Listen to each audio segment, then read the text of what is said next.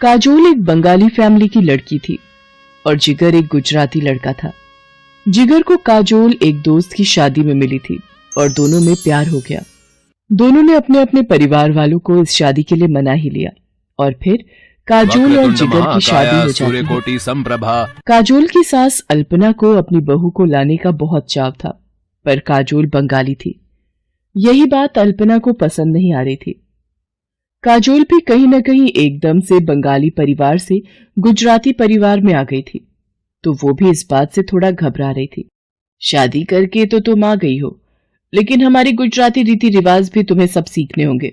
और रही बात भोजन की, तो हमारे यहाँ शुद्ध शाकाहारी भोजन ही बनता है। तुम्हें चावल और मच्छी खाना छोड़ना होगा। माँ, मैंने काजोल को पहले कह दिया था कि हमारे घर पर शुद्ध शाकाहारी भोजन ही बनता है, और इस बात से काजोल को कोई ऐतराज नहीं है। जिगर की बात सुनकर काजोल कमरे में आकर जिगर से कहती है, तुम्हें तो पता है मछली और चावल मेरे पसंदीदा भोजन में से एक है। अब तुम ही बताओ, मैं ये सब खाए बिना कैसे रहूंगी। आज सुबह भी नाश्ते में मेरा पेट बिल्कुल भी नहीं भरा। वही ढोकला थेपला कैसे खाऊंगी मैं ये सब रोजाना। तुम ही बताओ मिहिर। काजोल, तुम जानती हो ये शादी हम दोनों की सहमति से हुई है, तो हमें इस शादी को आगे बढ़ाने के लिए कहीं ना कहीं तालमेल तो बिठाना ही होगा। अच्छा, मैं ऑफिस निकल रहा हूँ, शाम को जल्दी आ जाऊंगा। मिहिर ऑफिस चला जाता है। ऐसे ही कुछ दिन बीत जाते हैं। एक शाम अल्पना काजोल को कहती है, काजोल, मकर संक्रांति का त्योहार आ रहा है, घर में मेहमान भी आएंगे। इस बार मकर संक्रांति की सारी तैयारी तुम्हें ही करनी है, और हाँ, खिचड़ी का प्रसाद भी तैयार करना है। अब ये सब कैसे करूंगी? मैंने तो कभी ये प्रसाद वाली खिचड़ी बनाई ही नहीं। माँ को फोन करती हूँ। अरे तू चिंता क्यों कर रही है काजोल, मेरी सहेली सेजल भी गुजराती है, उससे पूछकर मैं तुझे सब बता दूंगी। तू एक काम कर, मैं तुझे उसका फोन नंबर दे देती हूँ, तो उससे फोन पर बात कर लेना। ठीक है माँ, मुझे उनका नंबर दे दो, मैं उनसे बात कर लेती हूँ। काजोल जितना हो सकता था वो अपनी मम्मी की फ्रेंड सेजल से फोन पर पूछ लेती है, पर करना तो काजोल को खुद से था। काजोल, मेहमान आने शुरू हो गए हैं, खिचड़ी बनने में अभी कितनी देर है? माँ जी, मैं बस बना ही रही हूँ, जल्दी से तैयार करो, तुम्हारे पास आधे घंटे का समय है। आधे घंटे में खिचड़ी बनकर तैयार हो जानी चाहिए। अल्पना रसोई से बाहर चली जाती है। अल्पना बहन जी, और काजोल बहू नजर नहीं आ रही जी? वो आप सबके लिए खिचड़ी का प्रसाद तैयार कर रही है। अल्पना बहन, तुमने अपनी बहू को बंगाली से गुजराती बना ही दिया। अब क्या करूं, अपने गुजराती रीति रिवाज तो सिखाने ही पड़ेंगे। आप लोग बैठिए, मैं जरा अभी आती हूँ। वो आ गई आपकी बहू। माँ जी, ये खिचड़ी का प्रसाद। खिचड़ी तो बड़ी स्वादिष्ट बनाई है काजोल बहू।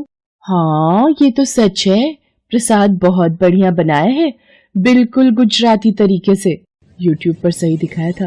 हींग जीरे का छौंक, हींग जीरे की खुशबू से खिचड़ी और भी स्वादिष्ट हो गई। सब मेहमान बहुत खुश होकर जाते हैं, पर अल्पना अभी भी सुकून में नहीं थी। मुझे पता है, आज तुमने अपनी मम्मी की सहेली से पूछकर और यूट्यूब पर देखकर जैसे तैसे प्रसाद की खिचड़ी बना ली, पर अभी इतना खुश होने की जरूरत नहीं है।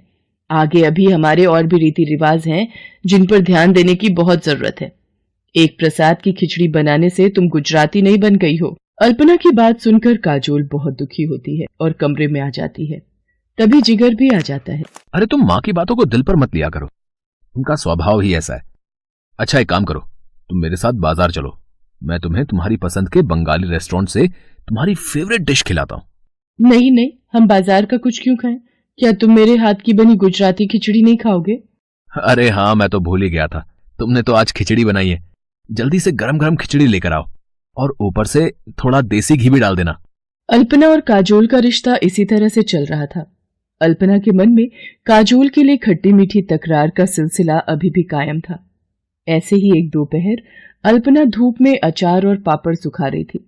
तभी उसकी पड़ोसन मनोरमा घबराई हुई आ जाती है।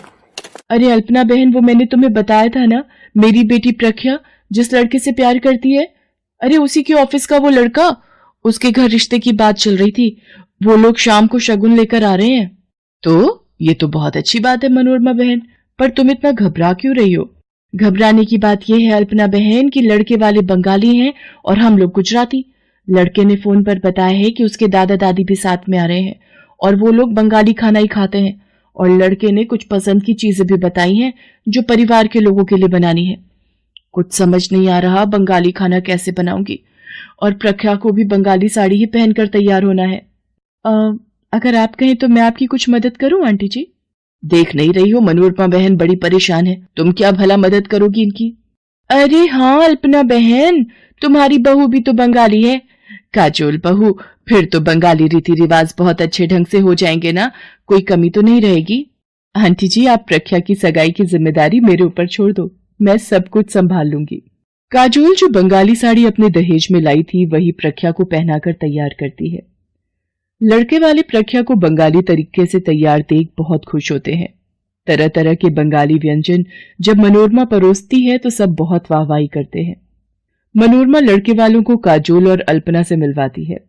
प्रख्या की सगाई का फंक्शन बहुत अच्छे से निपट जाता है। लड़के वालों के जाने के बाद मनोरमा काजोल से कहती है, काजोल बहू, आज तुमने सचमुच मेरी बहुत सहायता की है। थैंक यू बेटा।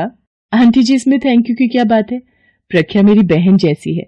अल्पना, तुम्हारी बहू सचमुच गुणों की खान है, तुम्हें अपनी बहू पर गर्व होना चाहिए। काजोल जैसी संस्कारी बहू जिस घर में भी जाती है उस घर को स्वर्ग बना देती है। शायद तुम ठीक कह रही हो मनोरमा, मैं काजोल के रूप में कोहिनूर हीरा पहचान ही नहीं पाई। काजोल, आज तुमने सचमुच मेरा सिर गर्व से ऊंचा कर दिया। अल्पना काजोल को गले से लगा लेती है और उस दिन के बाद काजोल और अल्पना के बीच कभी कोई मतभेद नहीं होता। ये देखकर जिगर भी बहुत खुश था।